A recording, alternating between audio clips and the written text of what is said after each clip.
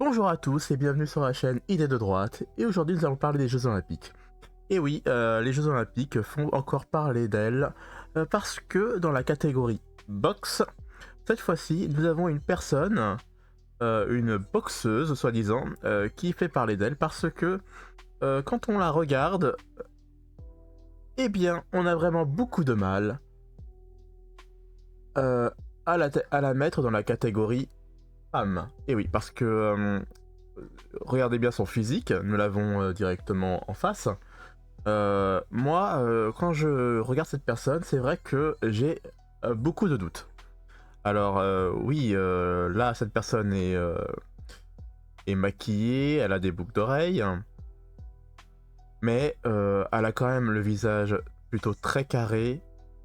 Euh, la carrure aussi est quand même plutôt très masculine. Donc c'est vrai que la question peut se poser. Et pour élucider un peu la question, je vais regarder sa fiche Wikipédia parce que c'est vrai que c'est étonnant parce que nous avons une personne qui a été exclue de la boxe, enfin d'une compétition de boxe féminine. Donc cette personne s'appelle Iman Khelif. Et cette personne, elle a été lors des 13e championnats du monde féminin de boxe amateur qui se sont déroulés du 16 au 26 mars à New Delhi.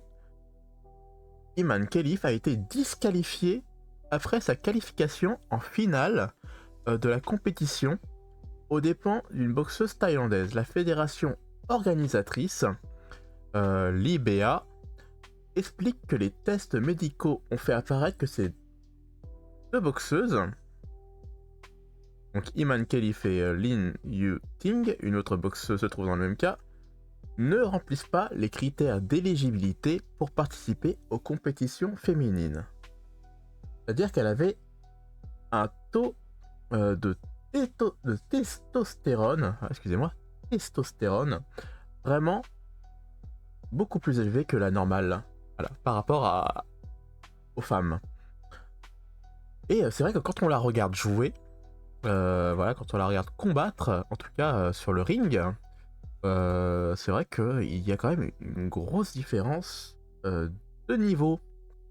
Alors, on va regarder d'abord un premier match. Le premier match, c'est donc Iman Khelif contre une boxeuse mexicaine, il me semble.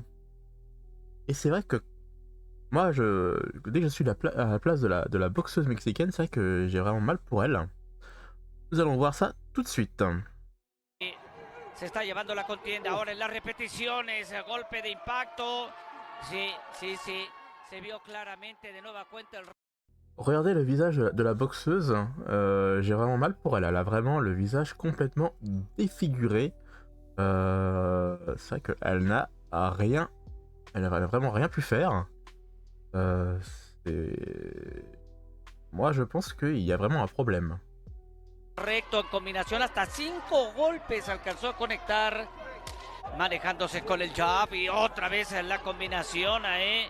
En el upper, otro golpe de impacto, le van a aplicar otra cuenta de protección. Cuidado, porque si llega a una tercera ocasión es susceptible. Oui, dès elle veut porter un coup, elle n'est pas assez. Sa vitesse, vraiment, par rapport à Iman Khelif qui lui met directement un coup dans le visage avec une rapidité fulgurante, il y a vraiment une grosse différence de niveau. Et je pense aussi de force. Mais bon. Et il n'y a pas que ça. Donc du coup, lors des Jeux Olympiques, là, il y a eu un match du coup contre une Italienne. Et alors là, il y a eu un non-match. C'est-à-dire que la concurrente italienne a duré, le match a duré 46 secondes ou 47 secondes. C'est-à-dire que là, je pense que la boxeuse italienne, elle a reçu, je pense, un ou deux coups, et je pense qu'en recevant ces deux coups seulement, avec son expérience, elle a tout de suite compris qu'il fallait mieux arrêter le match plutôt que de le continuer, parce que je pense que avec l'expérience, elle a tout de suite compris que le niveau était beaucoup trop différent, voire qu'elle n'avait même pas en face d'elle une femme et plutôt un homme. Nous allons voir ça tout de suite. Préparez-vous.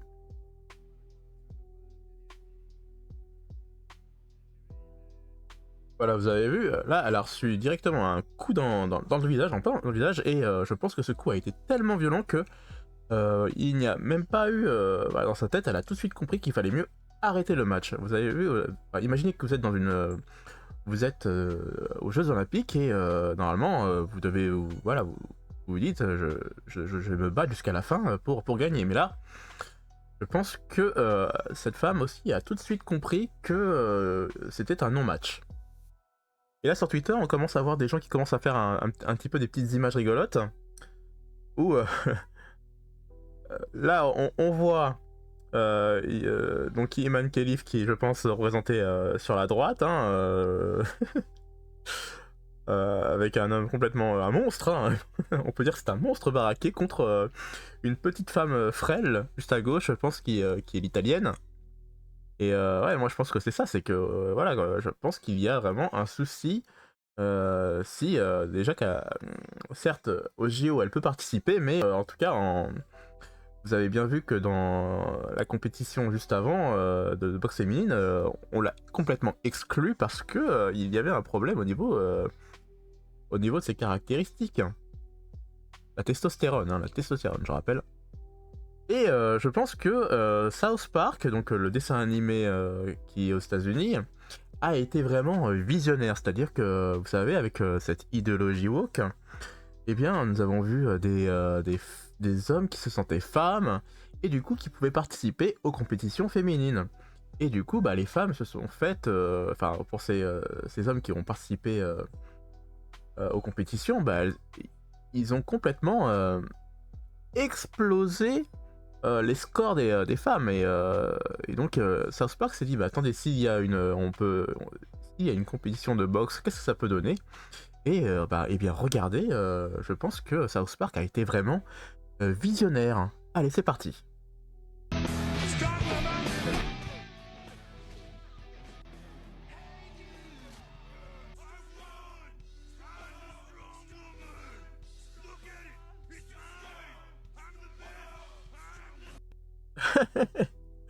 Et voilà, vous voyez, je suis la femme la plus forte du monde.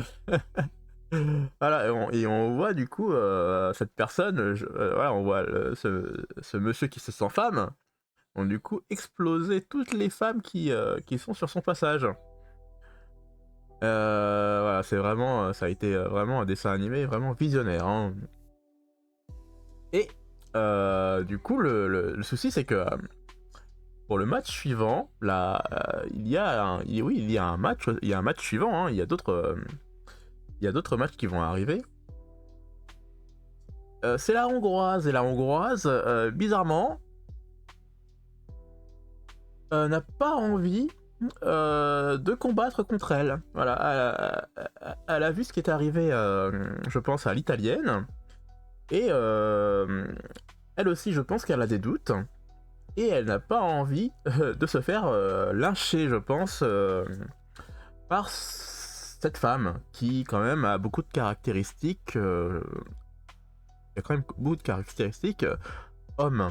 Hein, voilà, donc cette femme hongroise qui s'appelle Luca Amori a décidé de ne pas jouer contre elle. Voilà, elle dit exactement: je vais mettre ma vie en danger. Voilà, les mots sont clairs. En plus, je trouve qu'elle est, je sais pas pour vous, un très, très joli visage, cette hongroise. Et moi quand je la regarde, je trouve qu'elle est... Non, je sais pas pour vous, en tout cas, je la trouve très jolie. À part la coupe de cheveux, moi c'est pas mon type, mais en tout cas, elle dit que sa vie est en danger si elle joue un match complet. Donc voilà, j'aimerais savoir, vous, qu'est-ce que vous en pensez? Moi je pense qu'elle ne devrait pas jouer dans cette catégorie. C'est vraiment, je pense qu'il va y avoir, de toute façon, je pense que elle va gagner la médaille d'or. Cette femme qui s'appelle Iman Khelif parce que je pense qu'elle a trop d'attributs qui sont vraiment non féminins, qui sont, voilà, quand je regarde son visage, quand je vois sa carrure, sa posture, elle, elle ressemble vraiment beaucoup trop à un homme et je ne sais pas comment on peut, alors, si c'est une femme, bon bah, veuillez m'en excuser, hein, je ne peux rien là, bon bah, qu'est-ce que vous voulez que je vous dise? Mais je pense que pour moi, elle ne devrait pas jouer dans cette, catégorie-là. En tout cas, merci d'avoir regardé la vidéo jusqu'au bout. Laissez-moi un j'aime, le j'aime est toujours gratuit, hein, comme d'habitude. Moi, ça me fait vraiment plaisir, et ça augmente le référencement. Dites-moi ce que vous en pensez dans les commentaires. Et je vous dis à la prochaine. Ciao!